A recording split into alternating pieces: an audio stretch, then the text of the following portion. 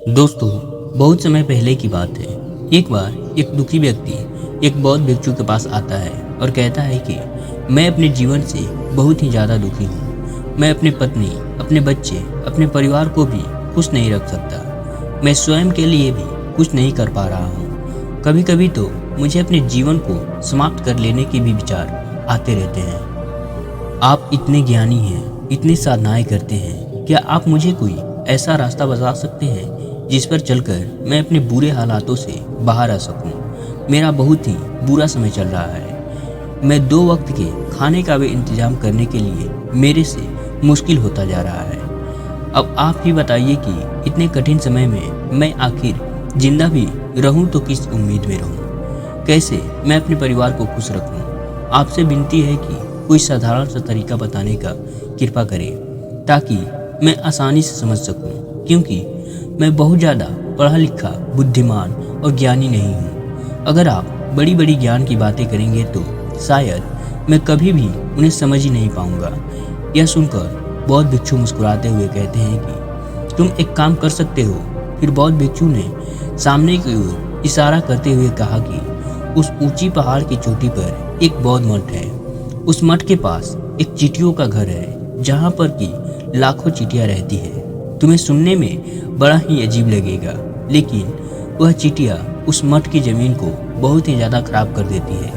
आसपास की मिट्टी के उपजाऊ की क्षमता कम कर देती है, जिस वजह से वहाँ आसपास कोई भी पेड़ या घास पनप ही नहीं पाते हैं। तुम पहले मेरा एक काम करो, उसके बाद मैं तुम्हारे सारे सवालों का जवाब दूंगा। तुम अगले 7 दिनों तक रोज उस पहाड़ी पर जाओ और उन चींटियों के घर को तहस नहस कर दो, उसे तोड़ दो। जब भी तुम्हें मठ के आसपास कोई भी चींटियों का घर दिखे तो तुम उसी समय उसे तहस नहस कर दो। लेकिन याद रहे कि घर तोड़ने के दौरान कोई भी चींटियाँ मरनी नहीं चाहिए। बौद्ध भिक्षु की इन बातों को समझने का प्रयास करते हुए वह आदमी वहाँ से चला गया। शायद उसे कुछ समझ में नहीं आ रहा था कि बौद्ध भिक्षु उससे ऐसा क्यों करवा रहे हैं। वह मन ही मन सोचता जा रहा था कि बौद्ध भिक्षु तो उन चींटियों पर अन्याय कर रहे हैं, उनका घर तोड़वा रहे हैं, उनका नुकसान करवा रहे हैं। आखिर कौन महात्मा ऐसा तुच्छ कार्य करेगा? लेकिन फिर भी वह बौद्ध भिक्षु की बातों को मानते हुए अगले दिन उस पहाड़ी पर जाना शुरू कर देता है। वह पहले दिन उस पहाड़ की चोटी पर पहुंचा तो उसने देखा कि बहुत सारी चींटियाँ अपना भोजन जुटाने में लगी हुई है। सारी चींटियाँ एक कतार में चल रही है और अनाज के छोटे छोटे कण उठाकर अपने घर में इकट्ठा करती जा रही है। यह देखकर पहले तो उस व्यक्ति का मन बहुत ही कमजोर पड़ गया। उसने सोचा कि इतना कड़ा परिश्रम करके अपने घर के लिए भोजन इकट्ठा कर रही है और मैं अगर इनका घर ही तबाह कर दूंगा तो इन्हें कितना बुरा लगेगा। लेकिन फिर उसने बौद्ध भिक्षु की बातों को याद करते हुए उन चींटियों के घर को तोड़ना शुरू कर दिया। जल्द ही चींटियों में हाहाकार मच गया। वह जान बचाकर इधर उधर भागने लगी। अभी तक तो एक कतार में चल रही थी, वह बिखर गई और इधर उधर भागने लगी। थोड़ी देर में घर टूट गया और सारी चींटियाँ अपनी जान बचाने के लिए इधर उधर छुप चुकी थी। यह करने के बाद वह व्यक्ति बड़े ही दुखी मन के साथ अपने घर को वापस लौट आया। उसका मन अशांत था, दुखी था और पश्चाताप से भरा हुआ था। फिर उसने रात को अपने बिस्तर पर लेटे ही लेटे सोचा कि अब तो उन चींटियों का घर बर्बाद हो चुका है, अब वहाँ वापस जाने का क्या फायदा होगा। महात्मा जी ने तो मुझे चींटियों के घर को तहस नहस करने के लिए कहा था, जो कि मैं कर चुका हूँ। लेकिन फिर कुछ सोचकर उसने अगले दिन वापस उस पहाड़ी पर जाने का निश्चय किया और सुबह होते ही उस पहाड़ी की चोटी पर पहुंच जाता है। पहाड़ी पर पहुंचते ही वह उसी जगह पर पाता है कि जहां एक दिन पहले उन चींटियों का घर बर्बाद किया था। लेकिन वह यह देखकर चौंक जाता है कि चींटियों ने फिर से अपना घर उसी जगह बना लिया है और वह फिर से अपने घर के लिए सामान इकट्ठा करने में लगी हुई थी। यह देखकर व्यक्ति मन ही मन सोचा कि यह चींटियाँ कितनी मूर्ख है। कल इनका घर इसी जगह पर बर्बाद किया था और उन्होंने उसी जगह पर फिर से अपना नया घर बना लिया। यह सोचकर वह आदमी हंसने लगा, लेकिन फिर से महात्मा की बातों को याद करते हुए उसने दोबारा उन चींटियों के घर को तबाह कर दिया। फिर से उन चींटियों के झुंड में हाहाकार मच गया। वह सभी जान बचाकर इधर उधर भागने लगी। देखते ही देखते उनका घर फिर से बर्बाद हो चुका था। वह व्यक्ति थोड़ा संतोष के भाव से, इस बार तो मैंने अच्छे से इनके घर को तबाह कर दिया है।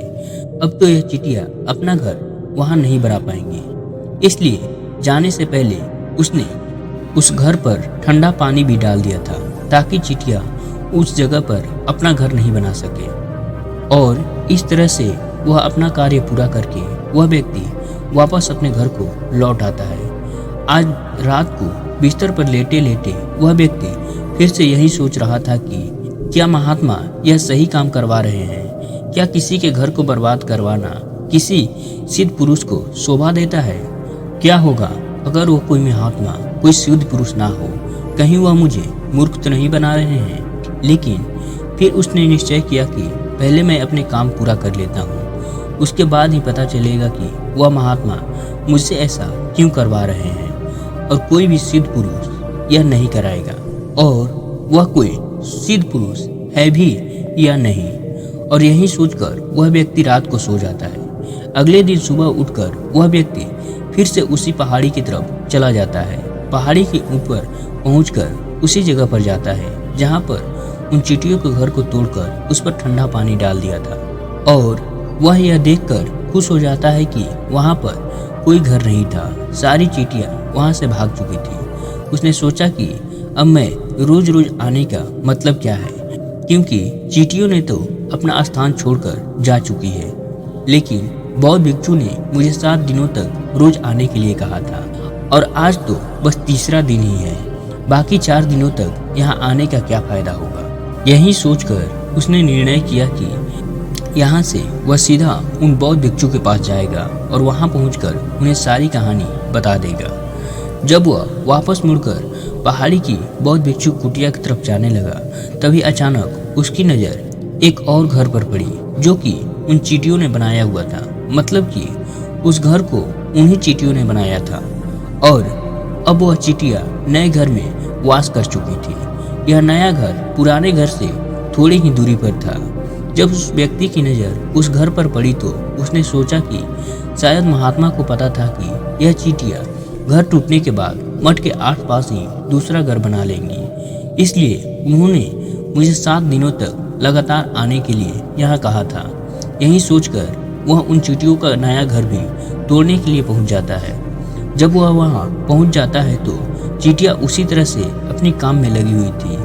अपने लिए खाना इकट्ठा कर रही थी और अपने नए घर में जमा कर रही थी। जब वह पुराना घर टूटा हुआ था, वहाँ भी भोजन के कण बचे हुए थे। वह चींटियां वहाँ से भी अनाज के कण इकट्ठा करके अपने नए घर में ला रही थी। अब यहाँ पर यह सब देखकर उस व्यक्ति के मन थोड़ा सा कमजोर पड़ गया, क्योंकि वह खुद भी कमजोर था, खुद भी समय का मारा हुआ था। इसलिए उसके मन में चींटियों के प्रति दया का भाव जन्म ले रहा था। उनके ऊपर उसे दया आ रही थी। वह चाहता था कि वह उनकी सहायता करे, लेकिन वह उल्टा उनको नुकसान पहुंचा रहा था। लेकिन बौद्ध भिक्षु की बातों को याद करते हुए उसने फिर से उस नए घर को तोड़ने का निश्चय किया, और उसने इस बार बिना चींटियों को नुकसान पहुंचाए बड़ी ही सावधानी से उसके घर को तोड़ना शुरू कर दिया। समय थोड़ा ज़्यादा लगा, क्योंकि किसी भी चींटी को नुकसान न पहुंचे शर्त बौद्ध भिक्षु ने पहले ही रख दी थी। इसलिए वह बड़ी ही सावधानी से चींटियों के घर को तबाह कर रहा था, और आखिरकार उसने घर को तबाह कर दिया। उस घर को तबाह करने के बाद वह बड़े ही दुखी मन से अपने घर की तरफ वापस चल पड़ा। इस बार वह पहले से भी ज़्यादा दुखी था, क्योंकि उसने उनका दूसरा नया घर भी तोड़ दिया था। वह चींटियों को कहीं भी बसने ही नहीं दे रहा था। वह अब अपने आप को शैतान और दानव समझने लगा था। आत्मग्लानि भरे विचारों में डूबा हुआ था। वह बड़े ही दुखी मन से अपने घर को वापस आ जाता है। रात को सोने से पहले एक बार उसने सोचा कि मैं कितना बड़ा पापी इंसान हूँ, कितना बड़ा राक्षस हूँ। पुराने घर को तो छोड़ो, मैं उन चींटियों को कहीं पर भी बसने की कोई जगह ही नहीं दे रहा हूँ। चींटियाँ भला मेरे बारे में क्या सोचती होगी? वह कितना बड़ा दानव होगा जो हमारा घर तोड़ रहा है। लेकिन बौद्ध भिक्षु की बातों को याद करके उसने अगले दिन फिर से उसी पहाड़ी पर जाने का निश्चय किया और सुबह होते ही वह उस पहाड़ी की चोटी पर पहुंच जाता है। वह यह देखकर फिर से आश्चर्यचकित हो गया कि चींटियों ने फिर से एक नई जगह पर अपना नया घर बना लिया है। वह पहले से भी ज़्यादा ऊर्जा के साथ कार्य कर रही थी और उन्हें सिर्फ एक रात पहले से भी बड़ा घर बना लिया था और वह फिर से अपने लिए अनाज और खाना इकट्ठा करने में लगी हुई थी। यह देखकर उस व्यक्ति ने सोचा कि यह चींटियां किस मिट्टी की बनी हुई है। मैं इन्हें बार बार यहाँ से भगाने की कोशिश कर रहा हूँ, लेकिन यह हर बार यहीं पर अपना एक नया घर बना रहती हैं। क्या इनको पता नहीं है कि मैं इन्हें कभी भी यहाँ बसने ही नहीं दूंगा। यह चींटियां आकार में इतनी छोटी है, लेकिन फिर भी यह मुझसे हार नहीं मान रही है। बड़े आश्चर्य की बात है। और इस बार उसने क्रोध में आकर उन चींटियों के घर को तहस नहस करना शुरू कर दिया। लेकिन इस बार तहस नहस करते हुए कुछ चींटियां वहां पर मर गई, उसके पैरों तरह कुचली गई। घर को बर्बाद करने के बाद जब वह अपने अहंकार और गुस्से से बाहर आया तो उसने देखा कि गुस्से में चींटियों का कितना ज़्यादा नुकसान पहुंचा दिया है। यह देखकर उसका मन आत्मग्लानि और पश्चाताप से भर गया। वह रोता हुआ अपने घर की तरफ चल पड़ा। रात में सोते समय उसने सोचा कि मैं उन चींटियों पर कुछ ज़्यादा ही अत्याचार कर रहा हूँ। अब इससे ज़्यादा अत्याचार मैं नहीं कर पाऊँगा। और वह यही सोचकर अगले दिन उन चींटियों के लिए अपने घर से कुछ आटा लेकर उसी पहाड़ी पर पहुँच जाता है। आज उसके मन में उन चींटियों के प्रति करुणा का भाव था, दया का भाव था। आज वह उनकी मदद करना चाहता था। और जब वह उस स्थान पर पहुंचा तो उसने देखा कि चींटियां फिर से नए घर बनाने में जुटी हुई थी। बड़े ही दया के भाव के साथ उन चींटियों को अपने घर से लाया हुआ आटा खिलाया। अगले 7 दिन पूरा होने तक वह व्यक्ति ऐसा ही करता रहा। वह रोज सुबह उन पहाड़ की चोटियों पर जाता और उन चींटियों को अपने हाथों से आटा खिलाता। 7 दिन पूरे होने के बाद वह व्यक्ति बौद्ध भिक्षु के पास हाथ जोड़कर कहता है कि महात्मा जी, मुझे माफ़ कर देना। मैं उन चींटियों के घर को तबाह करने की बहुत कोशिश की। मैंने उनका घर बार बार तोड़ा। एक बार नहीं बल्कि 4 बार मैंने उनके घर के तबाह किया, लेकिन उसके बाद मैं हिम्मत नहीं कर पाया, उसके घर को तोड़ नहीं पाया। मैं जानता हूँ कि मैं आपके कार्य को पूरा नहीं कर सकता और इस वजह से आप मुझे वह तरीका भी नहीं बताएंगे जो मुझे बुरे समय से बाहर निकाल सकता था। लेकिन मुझे इसका कोई दुख नहीं है, क्योंकि मुझे लगता है कि मैंने जो किया एकदम सही किया। इसलिए मैं आपसे आज्ञा लेकर वापस जाना चाहता हूँ। कृपया मुझे अपने घर जाने की आज्ञा दीजिए। उस व्यक्ति की यह बातें सुनकर बौद्ध भिक्षु मुस्कुराते हुए कहते हैं कि ठहरो, जा कहाँ रहे हो, पहले जलपान तो कर लो। यह कहकर बौद्ध भिक्षु उसके लिए पानी और थोड़ा सा खाना लेकर आते हैं। जलपान कराते हैं। बौद्ध भिक्षु उस व्यक्ति से पूछते हैं कि तुम मुझे बताओ कि आखिर तुम उन चींटियों के घर को तबाह क्यों नहीं कर सके। वह चींटियां तो छोटी सी थी, तुम उनके सामने इतने विशालकाय थे, फिर भी तुम उन छोटी छोटी चींटियों के घर को तबाह नहीं कर पाए। कहाँ तुम्हारी शक्ति कहाँ है, तुम्हारा बाहुबल कहाँ है। इस प्रश्न का उत्तर देते हुए व्यक्ति ने कहा कि महात्मा, मैंने उन चींटियों के घर को तबाह कर दिया था, बार बार तबाह किया। एक बार तो मैं क्रोध में आकर उन चींटियों के घर को बहुत ही चोट पहुंचा दिया था, लेकिन जिस दिन मैंने उन चींटियों को चोट पहुंचाई उस दिन मुझे लगा कि आखिर मैं इन बेजुबान का नुकसान क्यों पहुंचा रहा हूँ, क्यों इतना क्षति पहुंचा रहा हूँ। उस दिन मैंने इनको नुकसान पहुंचाने की बजाय उनकी मदद करनी शुरू कर दी। यह सुनकर बौद्ध भिक्षु ने कहा कि यही तो सीखने की बात है। एक छोटी सी चिट्ठी हमें अपने जीवन को बहुत ही बड़ा संदेश दे जाती है। मैंने तुम्हें इन चींटियों के घर तबाह करने के लिए नहीं भेजा था, मैं तुम्हें भेजा था ताकि तुम उन चींटियों से कुछ सीख ले सको। तुम्हें उन चींटियों से क्या सीखने को मिला, क्या तुम मुझे बता सकते हो। यह सुनकर उस व्यक्ति की पूरी घटना बौद्ध भिक्षु को पूरी तरह से सुना दी। घटना को ध्यान से सुनने के बाद बौद्ध भिक्षु ने मुस्कुराते हुए कहा कि पहली सीख जो तुम्हें उन चींटियों से लेनी चाहिए वह यह है कि कितनी बार तुम उनके घर को तोड़ने की कोशिश की, लेकिन बार बार प्रयास किया उनके घर के तबाह हो जाए, लेकिन वह हर बार अपना नया घर बना लेती थी। उन्हें कभी भी उन्होंने अपने लिए हार नहीं माना। वह हार मान लेती। वह चींटियाँ तुम्हें उस जगह से दोबारा नहीं मिलती। उनका जीवन कार्यशील होता है। जीवन का मतलब ही होता है कार्यशील, हमेशा कार्य में लगे रहना। लेकिन हम मनुष्य एक दो बार असफलता मिलने के बाद ही टूट जाते हैं, हार मान लेते हैं और फिर प्रयास करना ही बंद कर देते हैं। यहाँ तक कि कुछ लोग तो अपने जीवन का खेल ही खत्म कर लेते हैं। लेकिन जानवरों में तुम्हें एक बात देखी होगी कि वह अपने जीवन कभी भी खुद खत्म नहीं कर सकते हैं। तुमने कभी भी यह नहीं सुना होगा कि किसी जानवर ने आत्महत्या कर ली, चाहे वह जानवर कितना ही भूखा क्यों न हो, कितना ही दुखी क्यों न हो, लेकिन वह अपने जीवन में हमेशा संघर्ष करता रहता है। इसके विपरीत कुछ लोग 2-3 बार असफल होने के बाद ही हताश हो जाते हैं और हताश होने के बाद अपने जीवन को खत्म करने की कोशिश करने लगते हैं। जीवन तो कर्मशीलता है, कर्म करते रहने का नाम ही जीवन है। जीवन के पश्चात मृत्यु आखिर विश्राम है, परम विश्राम है। इसलिए मृत्यु से पहले कर्म करना कभी नहीं छोड़ना चाहिए, क्योंकि मृत्यु के पश्चात तो तुम परम विश्राम में चले ही जाओगे। उससे पहले अपना कर्म करना क्यों छोड़ रहे हो, क्यों दुखी हो रहे हो? अगर तुम्हारा एक घर टूट गया तो दूसरा घर बनाने का प्रयास करो, कोशिश करते रहो, क्योंकि कोशिश करने वालों की कभी हार नहीं होती। तुमने उन्हीं चींटियों से यह सीखा है।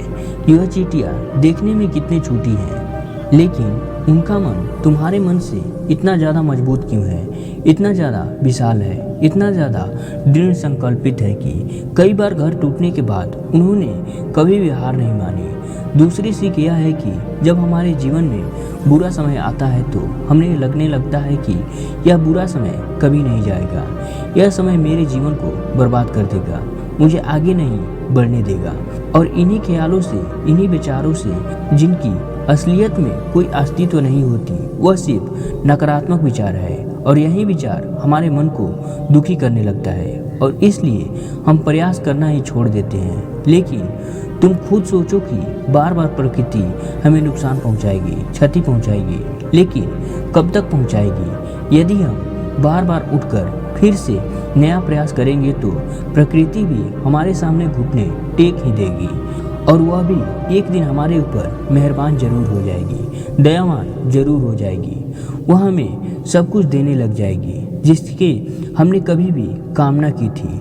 तुमने स्वयं को देखा होगा कि तुम उन चींटियों को घर को तबाह करने के लिए गए थे, नुकसान पहुंचाने के लिए गए थे, लेकिन बाद में तुम उन चींटियों को अनाज और आटा देने लगे थे। तुम्हें उन चींटियों पर दयावान हो गए, तुम्हें उन चींटियों पर दया आ गई, तुम्हारे मन में उन चींटियों के लिए करुणा का भाव जाग उठा, क्योंकि तुमने देखा कि वह चींटियाँ हार नहीं मान रही है।